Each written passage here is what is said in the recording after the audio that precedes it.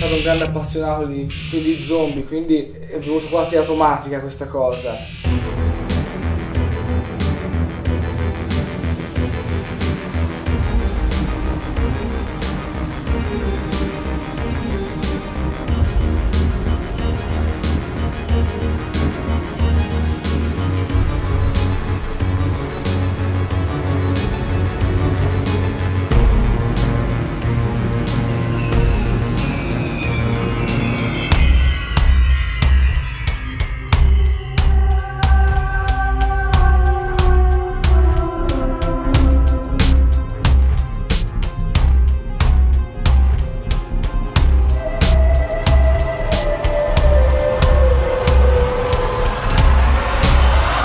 Army of the Dead è stato girato in 2 giorni di caldo totale. In realtà le comparse degli zombie man mano scappavano via perché non ne potevano più. C'era un caldo infernale che non riuscivamo a fare le riprese, si parla di circa 40 gradi, per tutti quanti era molto faticoso, sia per noi che per le comparse. Venivo dal mio precedente Io sono morta, che è un cortometraggio fatto in casa in tutta tranquillità, quindi gestire il lavoro di tante persone su un set così grande per me è stata veramente una sfida.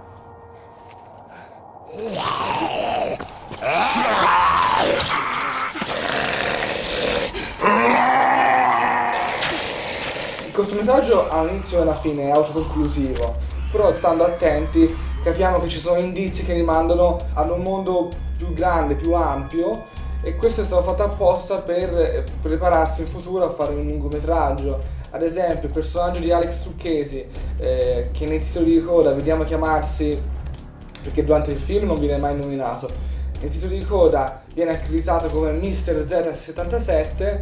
La Z77 nel cortometraggio la vediamo più volte, se ci fate caso si nota sia nei tatuaggi dei protagonisti Nicholas e Alice, e sia durante il titolo di testa prima di vedere Alex che monta in moto. Ecco, noi abbiamo messo dei tatuaggi proprio qui sul polso per far capire che erano una sorta di campo di concentramento dove avvenivano varie cose non molto piacevoli. Quando Alice e Nicholas assistono all'arrivo di Alex in moto, subito riconoscono chi è, perché appunto loro fuggono da lui e da quel luogo.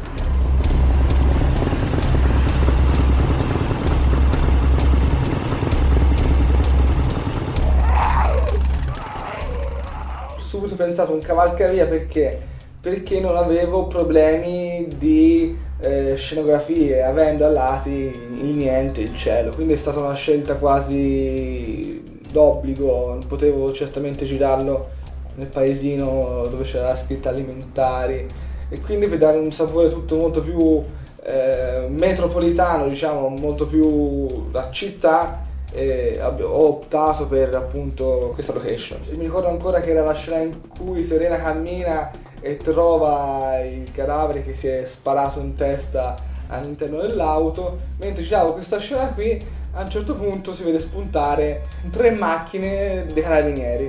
Poi nel frattempo è arrivata la polizia stradale, insomma sono scesi questi carabinieri tutti armati perché pensavano che ci fosse un regolamento di conti. Ma che succede qua? Che fate qui? E quindi noi abbiamo spiegato a loro che si trattava di un film. Chi è responsabile qui? Diteci chi è responsabile. Teoricamente dovrei essere io, però ho subito indicato Simone Laci, che è il mio socio, ho detto guarda, è responsabile, e lui, rifatela con lui. Noi per me se avevamo, quindi con la coscienza eravamo a posto. Per i zombie non volevo i classici zombie con le occhiaie, ma volevo proprio dei zombie belli. Quindi è venuto spontaneo chiamare un professionista come Carlo Diamantini. Carlo è una persona, insomma, ora non è per fare il classico backstage, ma è una persona fantastica, ha fatto dei zombie magnifici, quindi bisogna essere solamente grati a Carlo perché ha fatto un lavoro veramente professionale.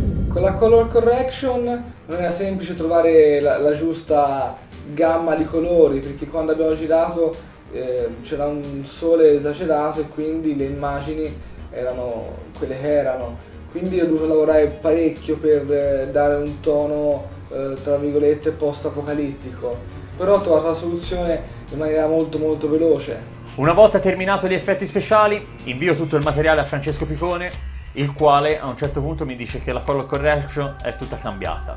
Quindi ho dovuto rimettere mano a ogni singolo effetto e poi rinviarlo un'altra volta. Una volta rinviato il file a Francesco, dopo un mesetto mi richiama e mi dice: guarda un po', va bene questo file? E io... ah, niente male. Ho ricambiato un'altra volta tutta la color correction. Con Francesco è stato un ottimo lavoro, ci ho lavorato molto bene, ma alla fine mi ha fatto molto ammattire per questa cazzo di color correction. Ora ce la metti per davvero questa.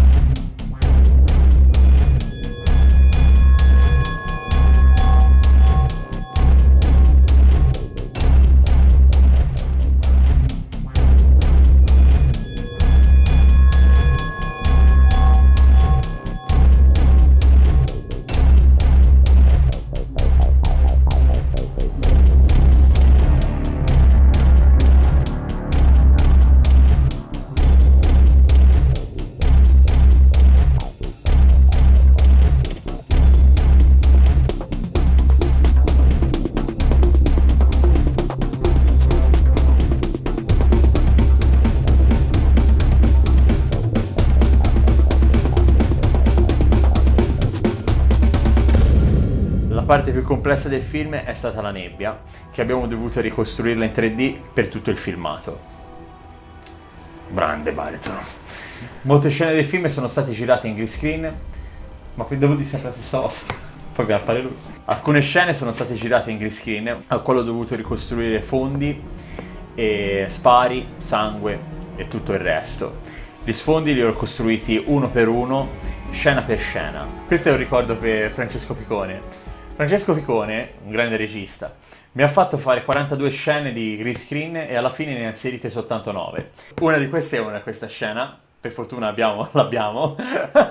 Tutte le altre le abbiamo cancellate perché ero troppo bravo. Nell'inquadratura dall'alto dei grattacieli ho ricostruito tutta la scena in matte painting e con l'aiuto del compositing ho ricostruito i fumi in modo e maniera da far capire che la camera passasse attraverso questi. Nella scena degli edifici visti dal basso ho ricostruito l'elicottero, anche se si vede piccolo, comunque è stato ricostruito tutto in 3D, e attraverso degli strumenti di compositing ho ricostruito le luci sotto l'elicottero, i vari fumi, i palazzi distrutti. La cosa fondamentale secondo me sono state le prove.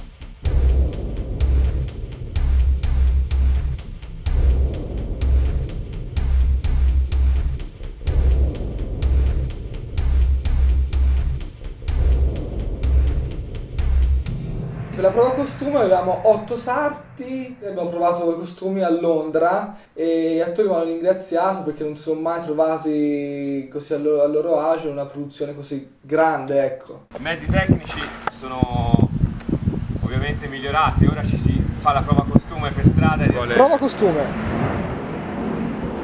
Bene, sto lì? Bene.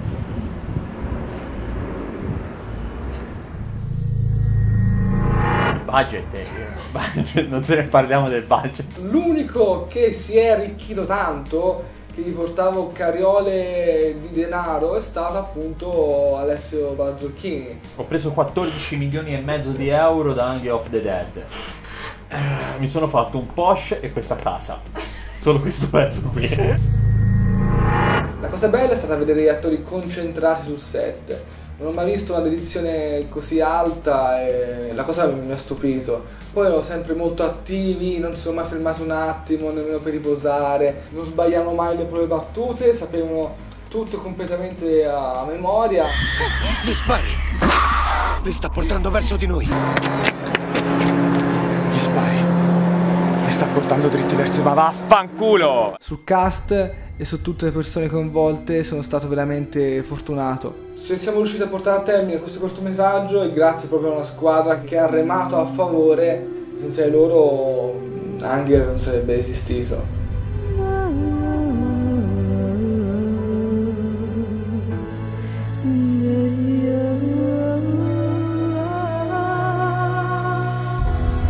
Non puoi proiettare questa roba di merda.